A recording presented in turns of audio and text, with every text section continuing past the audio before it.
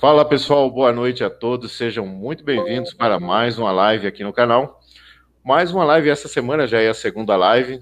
Hoje eu tenho a honra de ter aqui comigo o professor Samuel Merbach, foi meu professor aí na graduação, meu orientador no TCC, e agora atualmente está me ajudando aí com indicações para a minha dissertação do mestrado, como ele tem doutorado aí no segmento dentro daquilo que nós estamos estudando.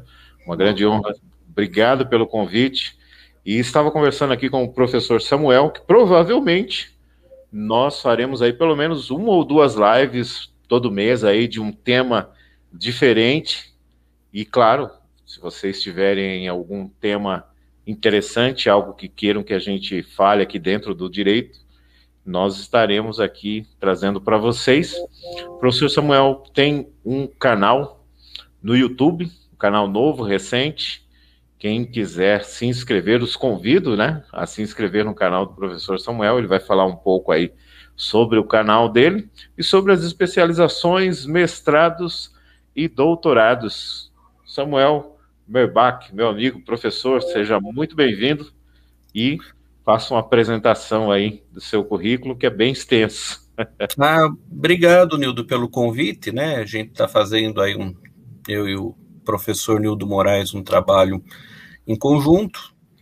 O professor Nildo foi meu aluno, né, no curso de Direito da Unip, foi me orientando na parte de Direito Tributário, sendo que o professor Nildo também é formado em Contabilidade, né?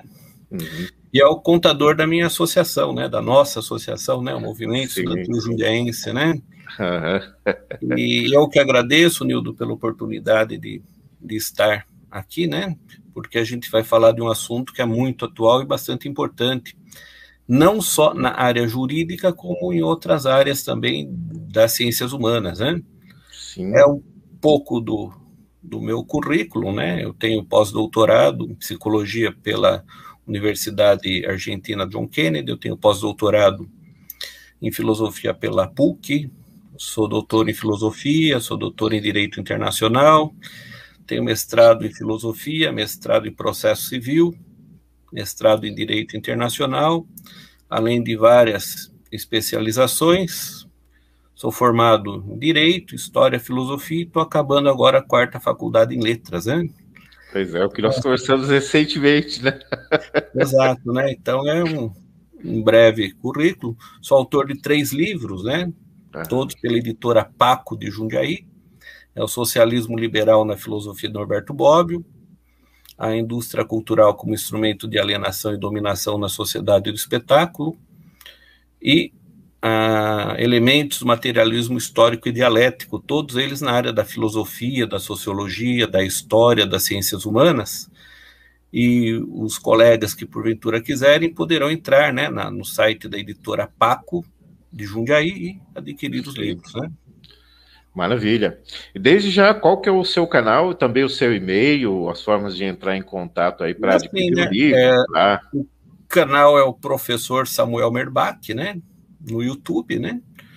E o e-mail é o mesmo, né? Professor Samuel Merbach, @gmail.com, né? Tá? Perfeito. Então eu espero que os colegas se inscrevam e participem do canal, também trazendo sugestões para a gente, né, Nildo? Para a gente estar preparando material, fazendo mini cursos, falando de temas que são do interesse dos colegas que estão nos assistindo, né? Porque aí a gente vai todo mundo trabalhando junto e todo mundo cresce, né? O conhecimento é uma coisa elástica, né? Sim, e não ocupa espaço, né? Como os livros que estão aqui atrás da gente, do senhor também. É assim, né? É como dizia o Sócrates, quanto mais sei, mais sei que não sei, né? Então, exato. É por aí. Só sei que nada sei, né? Exatamente. Que é um tema bastante interessante e importante também, né? A filosofia, salvo engano, é o primeiro vídeo do seu canal, né, professor? É o primeiro vídeo. Você faz uma introdução ali. Uma introdução à filosofia grega, à filosofia ocidental, né? Muito interessante. Bom, pessoal, o tema dessa live são os meios alternativos de conflito quando isso, nós vamos abordar aqui, quando isso começou, também a arbitragem internacional, né? Hoje, com a globalização, se faz necessário aí estipular um meio de resolução desses conflitos. Esse vai ser provavelmente o último tema da live, então convido vocês a assistirem conosco desde já. Quem puder já curtir essa live, compartilhar, isso é muito importante para gerar mais engajamento. Ajuda também ao canal, né, a alcançar mais pessoas. Conforme aí a globalização e a arbitragem internacional, qual que é o fundamento e a importância, né? E também um pouco da facilidade, porque se você tem aí acordo bilateral, uma empresa brasileira lidando com uma empresa americana, com a empresa alemã, qual dessas legislações serão aplicadas, né? Então, por isso que se estabelece aí um árbitro, alguém que vá determinar como seria resolvido esse conflito, né? Se estabelecendo aí um conflito, uma lide, indica-se, então, um árbitro, e vamos falar também aí, no decorrer da live, sobre cláusula compromissória, cláusula arbitral, tem bastante coisa. Muita coisa, né? Professor, gostaria de já iniciar. Sim. Então, que o senhor fizesse aí uma diferenciação entre a mediação, a conciliação e a arbitragem, para que as pessoas, desde já, o conceito, né, o princípio. Sim. Então, olha só, a conciliação e a mediação, tem muita gente que confunde, né? Uhum. E às vezes, na prática, falam como se fosse a mesma coisa, mas juridicamente, teoricamente, são coisas diferentes, né? Uhum. O papel ali do terceiro, ele tem uma função diferente, né? Tem uma função diferente, exato, né? Então vamos por partes, né? Então, falando de uma maneira mais sintetizada, ainda sem entrar em tanta teoria, né? Uhum. Se diz que a gente trabalha com conciliação quando a gente trabalha com conflitos de um grau menor, né? Tá bem? Em conflitos em que você não tem um vínculo com a outra parte. Então, por exemplo, quando a gente fez quando eu participei, né, do curso de mediação e arbitragem, né? Se dava muito como exemplo a batida de automóvel, né? Onde as pessoas não se conhecem, né? Não tem um vínculo afetivo, né? Exato.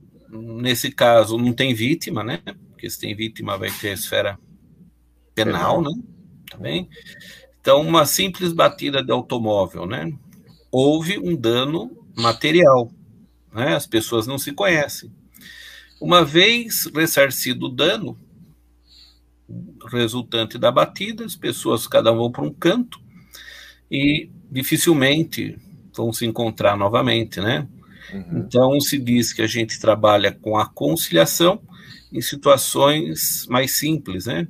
Em que não há um vínculo entre as partes, né? Ele vai propondo ali, né? Olha, o que seria interessante para você, o que seria interessante para você, fazendo chegar a um senso, né? O conciliador, ele tem uma participação um pouquinho mais ativa do que o mediador, né? Sim. E qual é a ideia dos dois institutos? É que as próprias partes cheguem ao denominador comum, né? Uhum. Na mediação, por exemplo, a gente trabalha com técnicas, falando em técnicas agora de mediação, em casos mais complexos, em que há um vínculo entre as pessoas, como, por exemplo, o direito de família, se trabalha muito com questões de mediação, né? Questão, por exemplo, entre vizinhos, né? Conflito entre vizinhos. Então, seria mais, falando na parte de técnicas, se trabalhar mais com a parte da mediação, né? O mediador, ele oferece, através das técnicas que ele aplica numa sessão, numa audiência, visando com que as próprias partes cheguem a um consenso, né? Como se restabelecesse o diálogo, né, entre essas pessoas. Por quê? Porque muitas vezes o conflito, ele não está no objeto, mas está nas pessoas, né? Sim. Então, quando as próprias pessoas resolvem o seu conflito, né, vamos falar assim, não ficam mágoas, né, não ficam ressentimentos, né, e por serem pessoas que estão sempre ligadas em algum vínculo maior, né, então a mediação seria o instrumento a técnica melhor a ser empregada para a resolução desse tipo de conflito, né? Uhum. Agora, o mediador, ele é menos incisivo do que um conciliador, né? Agora, tanto na mediação quanto na conciliação, o objetivo qual que é? É que as próprias partes, através de um terceiro imparcial, que utiliza-se de ferramentas e técnicas, que as próprias partes cheguem a um acordo, né? Uhum. Agora, o árbitro, muitas vezes, ele também, no início, ele vai atuar como mediador, como conciliador. Mas o árbitro, assim como o juiz de direito, ele tem o poder de decidir, né? Sim. Tá bem? Inclusive, a própria lei de arbitragem fala que o árbitro, no exercício de sua função, ele é equivalente ao juiz. Por exemplo, o árbitro ele tem o poder de decisão, como o juiz tem, né? Sim. Bem? E é uma decisão. O mediador e o conciliador, né? Que não é um juiz ou não é um árbitro, ele não tem poder decisório. Uhum. Agora, tanto o juiz como o árbitro podem atuar também como mediadores conciliadores, né? Então, veja, por exemplo, o nome da antiga Junta de Conciliação e Julgamento, né? Uhum. A Justiça do Trabalho, né? Ela tem muito mais do que as outras áreas essa tendência de buscar o acordo, né? Conciliatória, né? A conciliação, ela é muito mais encontrada dentro da Justiça do Trabalho, né? Dos acordos trabalhistas, né? Sim, agora, né, com as alterações que a gente teve, principalmente no novo Código de Processo Civil, se encontra vários dispositivos, né? Uhum. Que tratam, né, da mediação e da conciliação, né? Uhum. Agora, o que tem aí de importante, uma das diferenças principais entre os três institutos, é que o árbitro, né, ele tem poder decisório, né? Uhum. Tal como o juiz de direito, né? Agora, uma característica interessante da arbitragem é que na arbitragem não cabe recurso, né? É isso que eu estava diferentemente de uma decisão judicial que tem inúmeras instâncias, e por isso que muitas vezes o processo judicial ele é mais demorado, ele é mais moroso, né? Uhum. Então aí é uma outra característica interessante também, né? Professor, agora, pois não. Então, pode concluir. Então, tanto a mediação como a arbitragem, como a conciliação, são institutos milenares, né? Então, por exemplo, a questão, depois você pode me complementar, Nildo, que é um assunto que você conhece melhor, né? O rei Salomão, né? Sim. Quando aparecem duas mulheres, mães, falando que o filho era delas. Aí ele fala, corte ao meio, né? E dê metade para cada uma, né? E é claro, ele apelou ali, nesse momento, aos instintos mesmo, né? Maternos, né? A mãe com certeza não iria querer ver ali o filho partido ao meio. Então, sabe a decisão. Mas interessante, porque quando surgiu mediação, conciliação, e qual o fundamento para que esses institutos fossem colocados no direito brasileiro? Em relação à arbitragem, não é por falta, não acontecia de forma mais incisiva, não por não haver previsão, porque desde as cartas portuguesas, né? Desde das leis afonsinas, filipinas, já tinha uma previsão. Então, em 96, teve a lei da arbitragem, e, salvo engano, em 2001, aí o STF ele colocou de forma mais ampla, né? Ampliou a arbitragem no Brasil. E aí, então, esses meios de resolução de conflito, pessoal, eles são tirados, principalmente da esfera jurídica, pela morosidade, em muitos casos, da justiça, né? São meios extrajudiciais. Nós vamos falar um pouco mais profundamente, que tem mais material e mais recursos, sobre a arbitragem internacional, principalmente, como eu falei no início aí, sobre a globalização que existe hoje, né? Os acordos bilaterais. Existem algumas situações, inclusive, em que a cláusula arbitrária, ela é obrigatória. Aí, Nildo, interessante explicar a diferença entre a cláusula arbitral e a convenção arbitral, né? Sim, sim. A cláusula arbitral é uma cláusula que vem num contrato, né? Sim. Ela está presente. Então, tem um contrato que trata geralmente questão de direito privado, questão de compra e venda, e tem uma cláusula estipulando, né? Uhum. Que as partes, em havendo alguma lide, elas irão procurar o Poder Judiciário e não o foro da comarca, do fórum de uma cidade, né? Então, em havendo uma cláusula compromissória num contrato, né? Inclusive, o Código de Defesa do Consumidor, ele diz que ao lado da cláusula compromissória tem que se fazer uma rúbrica e que ele deve vir em negrito ou em destaque para que as partes não aleguem que não conheçam esse tipo de resolução, né? Então é importante, ao fazer o contrato, colocar uma cláusula em destaque e pedir para que as partes rubriquem ou assinem ao lado dela para depois não se possa alegar, né? E se consiga quebrar essa cláusula na justiça, né? Qual a importância da rúbrica? O compromisso arbitral, né? O compromisso arbitral é, entre aspas, um contrato em que as partes estipulam as questões de como vai ser feito, qual o procedimento que vai ser feito, o procedimento arbitral, né? Então, se vai ser um árbitro ou vários árbitros, quem são os suplentes, né? Qual é o direito que vai ser utilizado? Depois nós vamos falar sobre as especializações dos árbitros, né? Exato. Podemos falar. Tem uma pergunta aqui, professor, do Dr. João Cunha. João, muito obrigado por estar presente aqui na live. O que os doutores dizem da arbitragem na relação trabalhista e não o papel do conciliador, mas que o árbitro pode atuar também como conciliador?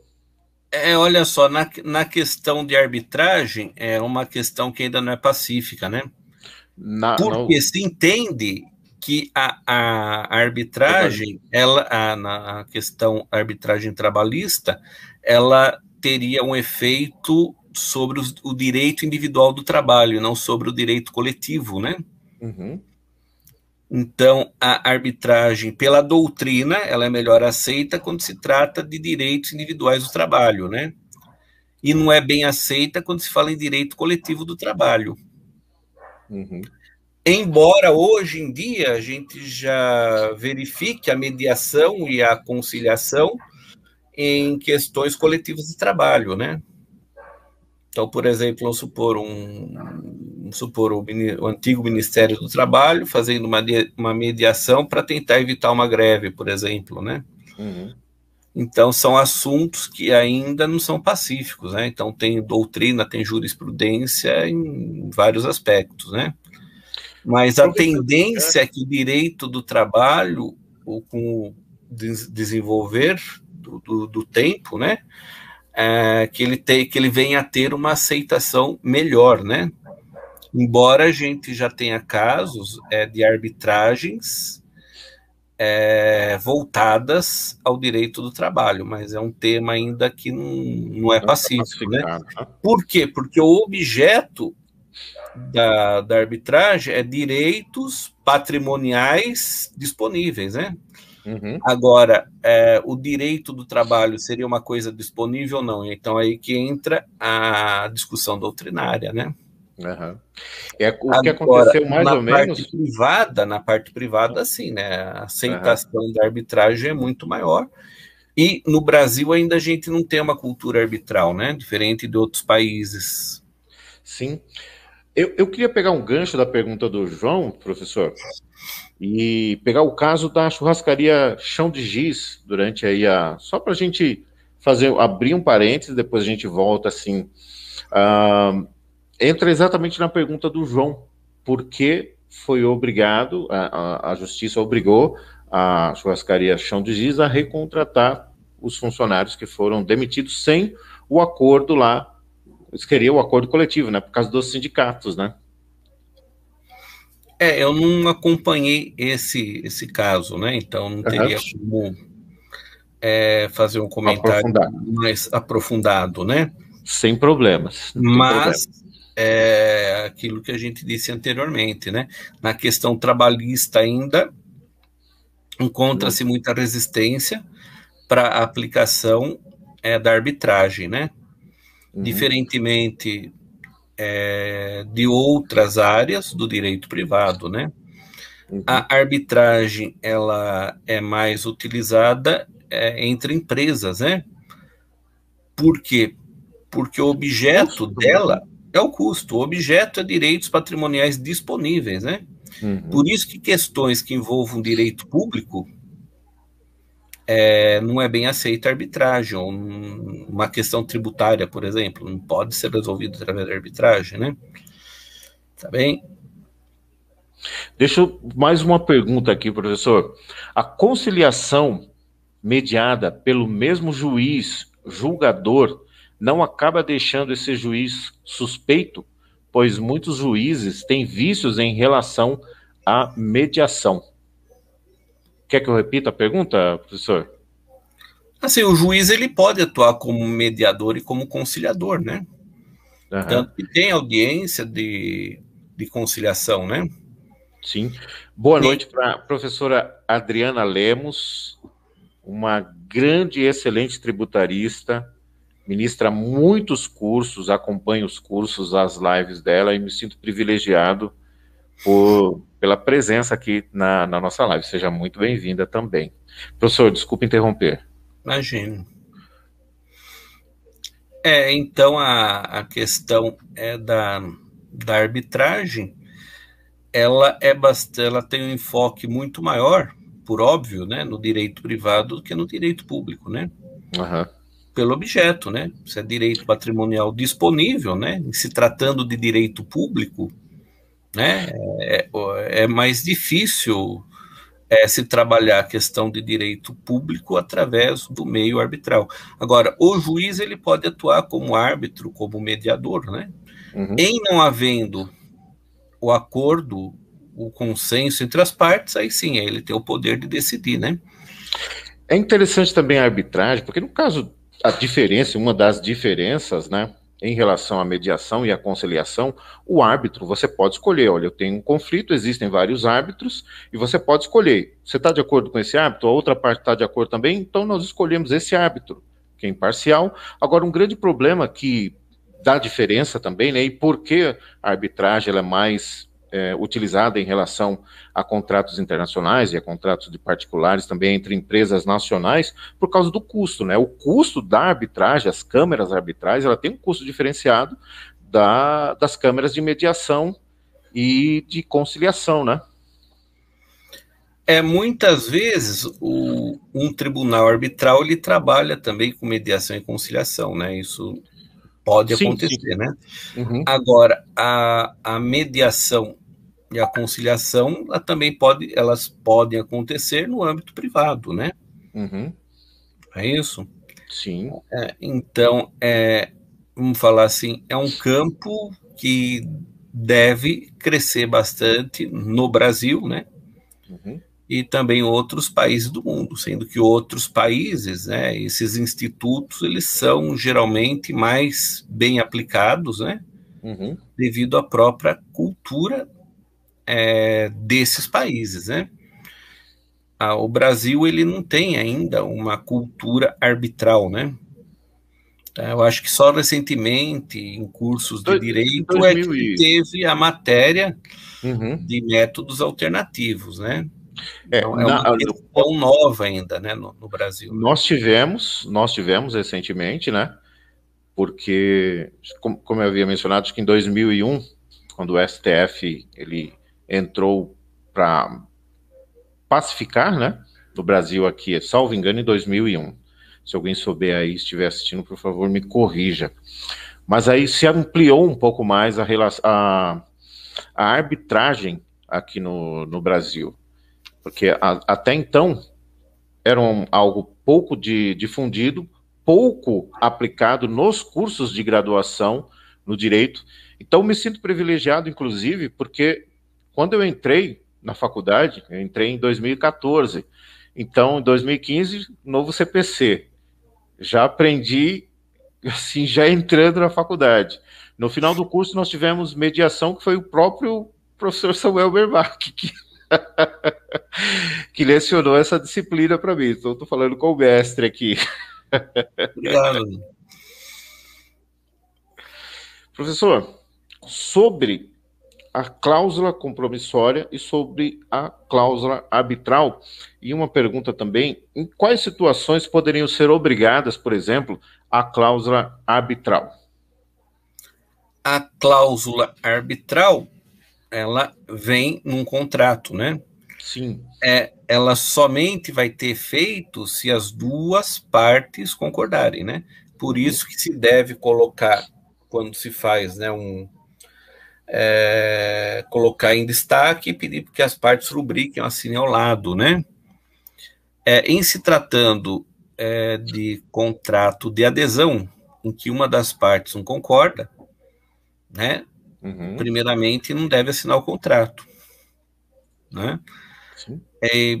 Não havendo a concordância por algum motivo, pode-se tentar quebrar também essa cláusula na justiça comum, né? Perfeito. Tá? Por isso que a cláusula, ela deve vir em destaque, né? E pedir para que as partes assinem ao lado dela, né? Tá? Agora, em quais situações, por exemplo, não se pode utilizar uma cláusula arbitral? Como a gente falou anteriormente, questões de direito público, né? Tá? Eu acrescentaria aqui a indisponibilidade também, né? Também. Se trata de bens indisponíveis, né? Sim, sim. Então, as questões de direito público, né? Muito pouco se utiliza de arbitragem em direito público, né? Então, por exemplo, é uma questão tributária, né? Não se vai usar de arbitragem, né? E assim por diante. O uso da arbitragem, ele é muito mais usado em questões de direito privado, né? Então, principalmente na parte de comércio internacional, né? Na parte civil. E o que é importante saber diferenciar a cláusula compromissória do compromisso arbitral, né? Tá bem? Vamos fazer essa diferenciação para quem está... A cláusula... Todos os que estão aqui nos assistindo sabem, mas quem possivelmente possa estudar, possa nos assistir depois, um estudante, seria importante a gente fazer essa diferenciação. A cláusula, ela vem num contrato, né? Então, você vai escrever, né? Que em havendo algum tipo de discordância entre as partes, que elas vão recorrer à arbitragem, né? Inclusive, tem alguns contratos que põem, inclusive, o nome do tribunal, né? Então, por exemplo, Tribunal Arbitral do Rio de Janeiro, por exemplo, né? E também, se não houver a cláusula compromissória no contrato, as partes, se elas acharem oportuno, mesmo não havendo a cláusula, elas podem fazer um compromisso arbitral, né? Então, no compromisso arbitral, se vai estipular, por exemplo, quem é o árbitro, ou se são árbitros, quem são os suplentes, qual é o tempo que deve durar, né, o procedimento, né? Qual o direito que vai ser aplicado, tá bem? Então, essa questão da autonomia da parte, ela ela está bastante presente na arbitragem, né? Por exemplo, num local que tem várias varas, o distribuidor, ele vai sortear, podendo cair na primeira, segunda, terceira, quarta vara, né? Diferentemente da arbitragem, em que as duas partes vão escolher os árbitros, que devem ser pessoas de confiança dos dois, né? A arbitragem pode ser um único árbitro, ou mais de um, sempre em número ímpar, né? Então, 3 árbitros, 5 árbitros, 7 árbitros, ou somente um único árbitro, né? O mais comum é que se tenha 3 árbitros, né? Então, geralmente, se trabalha com 3 árbitros. É o que é interessante também quando você vai escolher um árbitro, geralmente você vai escolher alguém que tenha um conhecimento aprofundado sobre um determinado assunto, né? Então, é a especialização que nós havíamos mencionado, Especialização. né? Você pode determinar, escolher o árbitro de acordo com a sua especialização. E qual a diferença, por exemplo, do juizado, da justiça normal, comum, dos meios judiciais normais? E que aquele juiz que será determinado, o juiz daquela vara, ele pode não ter a especialização do árbitro. Isso não quer dizer que o julgamento seja inferior. Porém, a agilidade desse árbitro especialista será determinante se você estiver, por exemplo, com urgência de resolver essa lide, né? Então, o juiz ele vai ter que se debruçar sobre aquele assunto para que seja então feito um julgamento mais justo.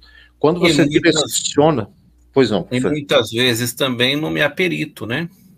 nomear o perito, que é o que acontece aí que nós estamos tentando aí, buscando aí esse meio aí também da perícia judicial. Agora, para quem está nos assistindo, aonde que eu posso aplicar, professor, a conciliação, a mediação, principalmente esses dois, para nós não seria dar um destaque específico, mas dar um destaque um pouco diferente, porque pelo caso de ter uma lei específica da arbitragem, não que não tenha nenhum material em relação à mediação e à conciliação. Mas nesses dois casos, onde é mais utilizado aí a conciliação e a mediação? No direito civil, por exemplo. Em Direito civil e casos... direito de família, né? Bastante utilizado, né? Inclusive os sejusques, né? Fazem bastante coisa nesse sentido, questão de direito de família. Uhum. Também é bastante comum em questão de batida de automóvel, por exemplo. Questão de briga ou de conflito entre vizinhos, né? Uhum. Então, quando eu fiz o curso, era comum, né? O estágio, etc., né? Uhum. Era bastante coisa de direito de família, né? Direito de família bastante utilizado. Uhum. Questão de vizinhos, né? A gente tinha bastante coisa também. E questões de batidas de automóvel, coisas assim de pequena monta, né? Então Sim. era bastante utilizado, né? Pode ser utilizado desde pequenas causas até causas um pouco mais vultuosas, né? Ah, sim. Mas a diferença, basicamente, como nós mencionamos aí, a arbitragem está relacionada aos bens disponíveis, né? Eu tenho essa caneta, é um bem disponível, né? No caso de um bem da justiça do trabalho, como o professor colocou para quem está entrando agora aí na live, ele não é um bem, apesar de que as verbas indenizatórias trabalhistas, né, entraria aí em relação à parte alimentícia, inclusive, mas não é um bem disponível, né, exatamente por isso, né? Ah, sim, né? Por isso, né, que a arbitragem ela é muito mais utilizada em questões que envolvam direito privado, né? No direito público, ainda no Brasil, é bastante tímida a participação arbitral, né? Embora se possa encontrar alguma coisa nesse sentido, né? Mas a arbitragem, pela própria natureza dela, ela está bastante mais voltada às questões de direito privado, né? E como a gente disse anteriormente, no Brasil ainda a gente não tem uma cultura arbitral, né? Creio que talvez a maior parte das cidades do interior não tem nenhuma câmara arbitral, né? Eu creio que, em decorrência, assim, da situação que nós vivemos hoje, de muitos juízes ainda estarem em home office, em decorrência da pandemia, não provavelmente porque queiram, mas essas resoluções, elas sejam um meio mais utilizado, talvez, a partir de agora, professor, por Em conta direito disso também, né? internacional privado é bastante utilizado, né? A questão arbitral, né? Então, uma empresa brasileira tem um problema com uma empresa chinesa, né? Uhum. Então, qual Seria bem seria, mais simples, né? A qual lei seria utilizada, né? o direito aplicado? Qual seria o foro competente, né? Uhum. Se tiver que mandar uma carta para outro país, né? Qual o custo disso, a demora de tudo isso, né? Uhum. E sendo que na arbitragem, né? Você vai ter geralmente, né? Uma duração bem menor, né? E de tal maneira que a empresa grande não vai poder esperar 5, 6, 7, 8 anos para uma resolução na justiça comum, né? Sim. E a arbitragem no Brasil, pelo menos, não tem recurso, né? Então, dada a sentença arbitral, né? Ela é título executivo, né?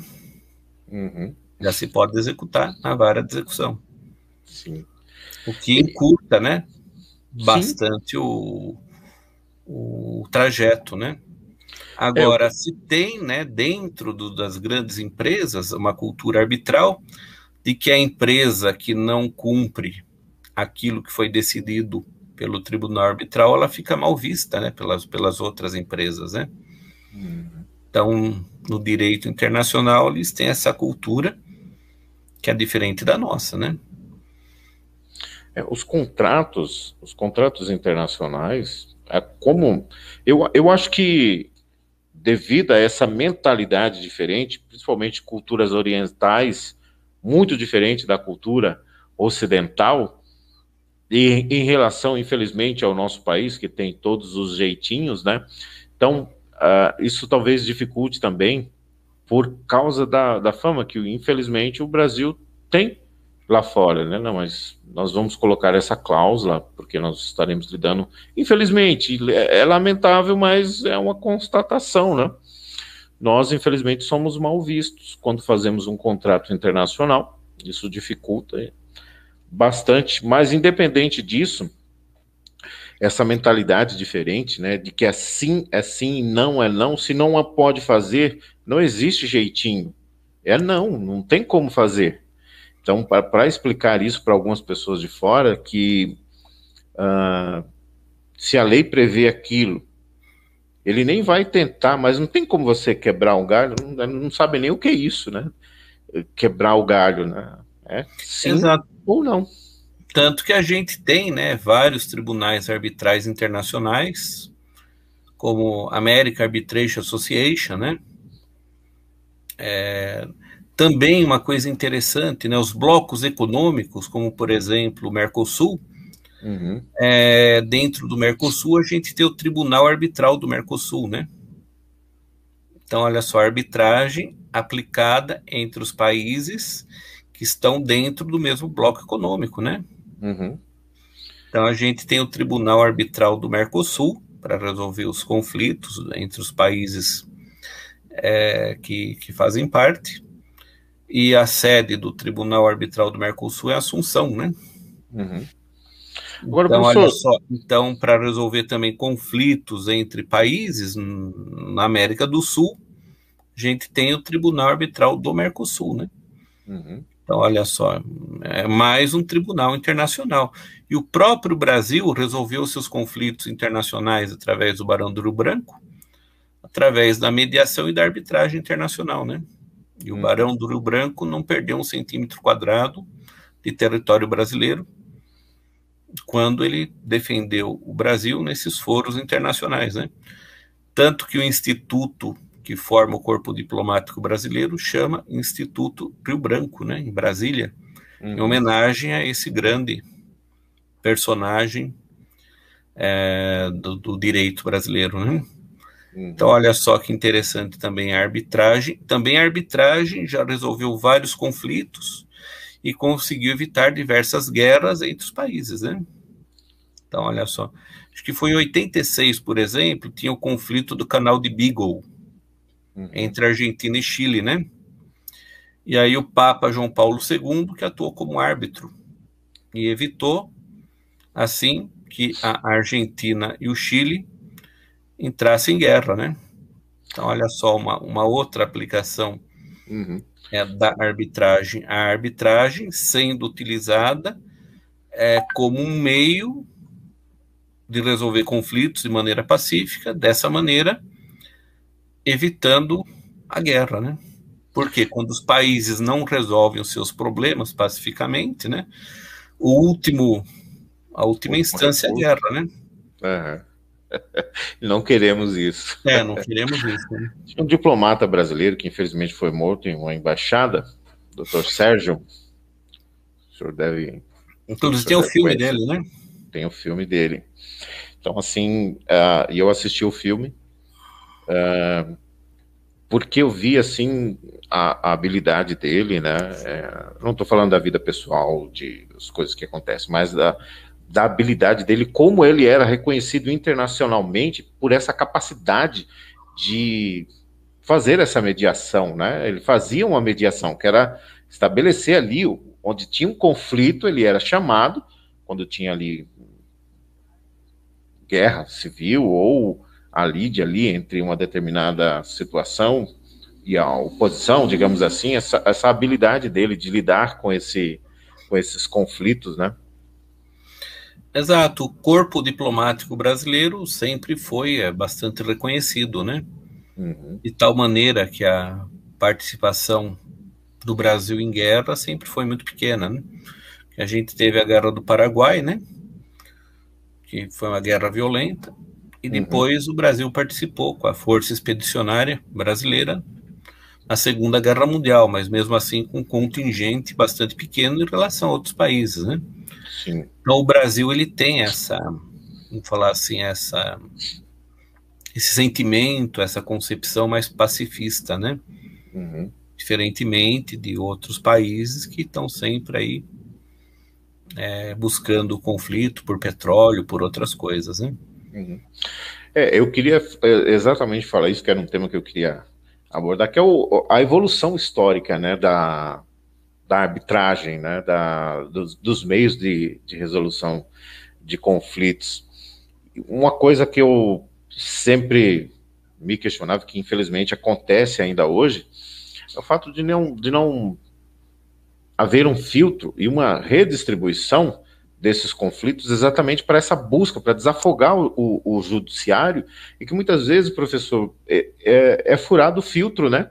Já vai direto lá para o STF, que deveria estar, assim, lidando as cláusulas da constitucionalidade ou de inconstitucionalidade.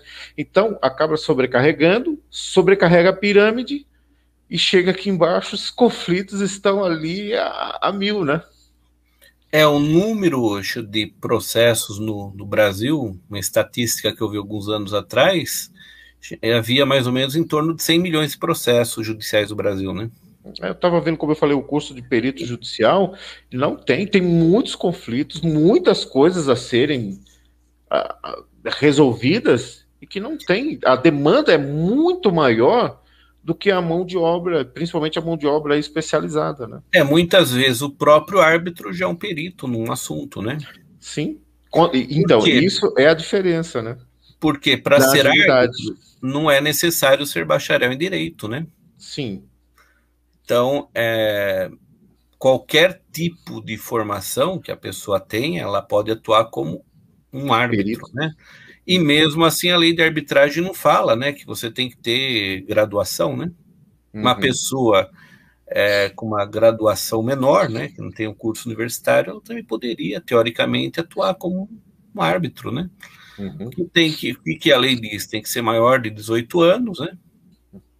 E estar nas plenas capacidades de saúde mentais, né? E a capacidade civil plena, né? Então, toda pessoa maior de 18 anos pode, pelo menos teoricamente, atuar como árbitro, né? Claro que se você vai escolher uma pessoa para resolver o problema seu da sua empresa, você vai escolher com base na capacidade e no currículo do sujeito, né? Quantas resoluções já participou, né? Você não vai escolher uma pessoa sem preparo para resolver a lide da sua empresa, né? Então, na realidade, né, os árbitros internacionais, o currículo deles é enorme, né?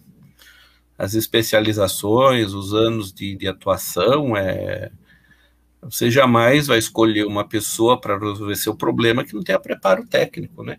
E muitas vezes o próprio árbitro, ele é perito, né? Ele tem o conhecimento daquela área. Então, por exemplo, uma questão que envolve engenharia, né? É interessante que tivesse alguém com conhecimento de engenharia, né? Então, para você ser um árbitro, não é necessário que você seja bacharel em direito, né? Outra coisa interessante, né? Ao passo que para ser juiz tem que ser bacharel em direito e prestar o concurso e assim por diante. É uma outra diferença, né? Sim. Então, muitas vezes, o próprio árbitro é perito na área em que a lide vai se desenvolver, né? Para quem tem interesse em conhecer mais, em fazer o curso de mediação e conciliação, tem a Câmara Arbitral de São Paulo, que é onde o senhor me indicou, onde eu fui pesquisar o material para a minha dissertação no Tribunal Arbitral de São Paulo, TASP também, né? Tem os Sejus, que geralmente fazem cursos, né? Os Sejus, que fazem bastante curso nessa área. E também tem a bibliografia, né? Especializada sobre o assunto, né? Tem um livro bastante interessante que trata dessa teoria de solução de conflito. É um livro do Mauro Capelletti e Brantgart, né? Chama Acesso à Justiça, editora Fabris, né? Esse foi o primeiro livro que eu li sobre o tema, e a minha dissertação de mestrado em processo civil também foi com base nessa bibliografia, né? Então, ele fala das ondas renovatórias, e aí ele desenvolve toda uma teoria, né? E dentro dessas ondas renovatórias, ele dá Mauro Capelletti e o Brantgart, eles dão aí um enfoque bastante grande para mediação, conciliação e arbitragem como formas de acesso à justiça, né? Ou seja, o tema que a gente também está abordando na live de hoje é acesso à justiça, né? Tá? A partir do momento em que a mediação, a conciliação e a arbitragem forem mais utilizadas, né, a gente vai estar conseguindo desafogar pelo menos um pouco o poder judiciário, né? Então uma das vantagens também desses meios alternativos, né? Aqui em Jundiaí nós temos uma câmara, né? Pelo menos que é da professora Fábia, né? Fábia Prato, que ela ministra ali alguns cursos também, que para você se tornar um mediador, isso você pode ser voluntário, inclusive, você pode se voluntariar, fazer um curso e se voluntariar. Isso é algo fantástico, porque ele te dá uma visão diferenciada, até mesmo na sua vida pessoal, para que você possa aí evitar alguns conflitos, né? Você tem a técnica para que seja evitado isso. Para nós caminharmos aqui para o final da live, professor, tem uma figura, só para a gente, que é um juiz também, que hoje não é mais utilizado, mas eu gostaria de abordar um pouco aqui a figura do juiz classista, já deixando claro que não é utilizado, mas para a gente falar um pouco, porque ele não era um juiz concursado exatamente, né? A ideia do juiz classista é que, na época, eles auxiliariam o juiz togado na questão trabalhista, né? Visto que um dos juízes era representante dos empregados e o outro juiz classista era representante dos empregadores, né? Então, geralmente, eram pessoas, diretores de sindicato, né? Se fazia uma lista e dessa lista se escolhia um, né? mas já faz algum tempo que o juiz classista ele foi abolido, né, da justiça trabalhista brasileira.